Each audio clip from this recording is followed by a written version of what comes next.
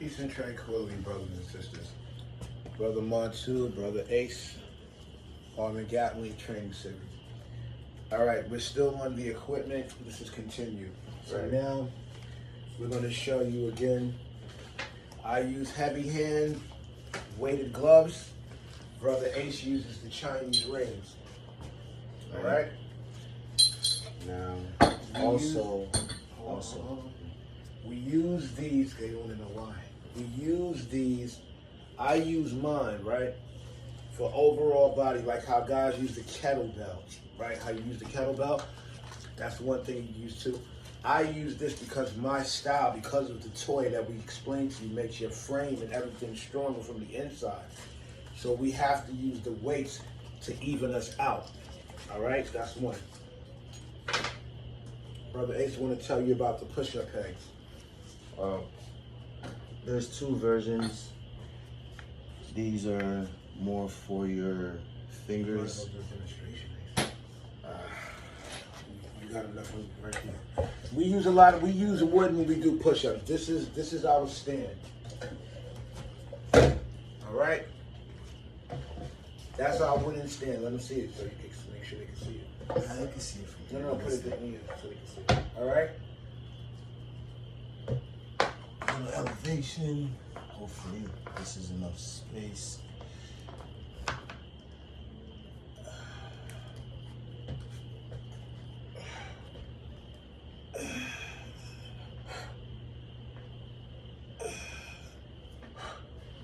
Two. Actually, I need to move back a little bit. It's hard for me to see. So you basically take your these three fingers right here, your thumb, your pointer, and your middle finger, and you squeeze the two pegs. You squeeze them like that. Your palm rests on the flat part, on the surface as much as it can. But really, you're doing 3-finger push-ups off the pegs. Elevated. The next one.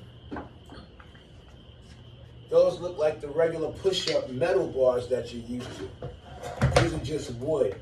We're using wood because the toy is made out of wood, most toys. Then when Sarge made the toy, he made the first one out of wood. So we keep it with Sarge's whole wooden thing. So we have the wooden pegs to do push-ups. We have the toy, which is really, the one that I use is polypropylene. But hold on for a second. Another version is just to turn them around and just, which works about different parts of your chest. If you guys order the toy like we want, this is how it's gonna look. These are the wooden toys, all right? This is the wooden toy. And yes, they come with different logos on them, all right? And last but not least, like I said, for my forearms and grip strength or whatever, I use these. These are number 2s. I also have a number 4, which is strong as shit. American steel. As you can see the tension. And then this I could barely freaking squeeze. That's because it's American steel. And it's hard. No diddy. But I use, see this?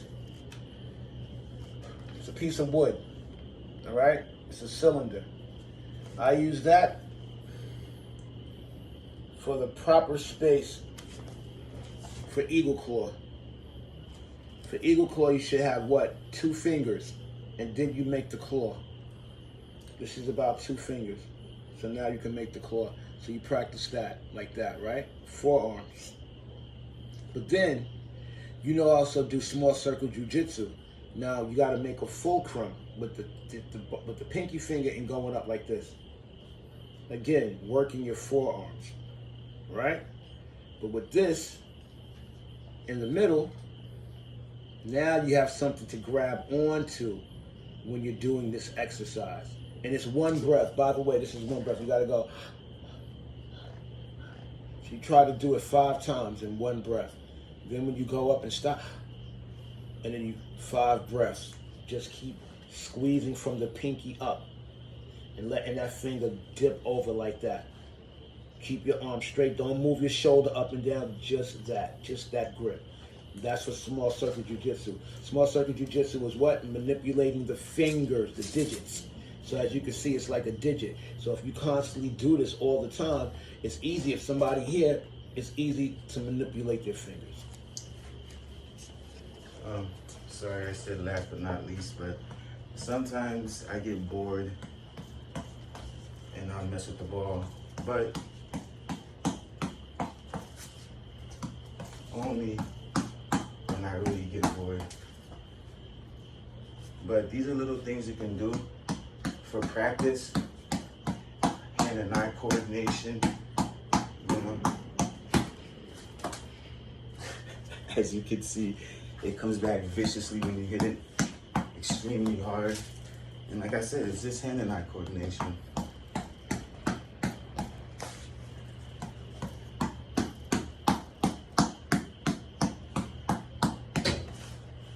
That's it. So 30 minutes, maybe an hour of that a day, 2-3 times a day. It all depends on, you know, how much you like to exercise and work out, and how bad you want to practice your art or your skill, whether it's boxing, kickboxing, wrestling, judo, aikido, karate, Muay Thai, whatever. Like, just practice. Or if it's just street fighting, or taking a little bit of this here, this here, this here, this here, this here, and combining it, make your own shit. You know what I mean? Because what brother Montu uses, I can't quite do yet, you know, because I don't have the experience in that field. But there are certain things that I have learned, especially lacrosse, that I have transitioned into what I do. And I'm not really a boxer. I wouldn't really sound like a street fighter, whatever the case may be, but I've been in enough physical altercations to know that I know where to hit you, to hurt you, or just to completely knock you the fuck out. Like, because I'm not trying to play around. I don't want to go to the ground. No disrespect towards the Brazilian Jiu-Jitsu guys. That's all good and great, but I'm not using that shit in the street. I don't want to go to the ground at all. By any means, I'm not going to the ground. So, in able to avoid that, the things that I learned from myself that works for me, make sure that I don't go to the ground. And it also puts me in position, especially from left to left, right to right, sidestep, redirection and manipulation of your opponent. Learning those basics right there and getting really strong fundamentals, that's pretty much what I needed. And from there, I'm more dangerous now than I was before. Like, I was already good at striking. Now, like, I can actually be very defensive and turn every defense into an offensive attack that's gonna leave you, well, you're gonna get hurt. I'm gonna walk away, so you figure it out when you wake up. So, yeah, that's on you. But on that note, we out of here.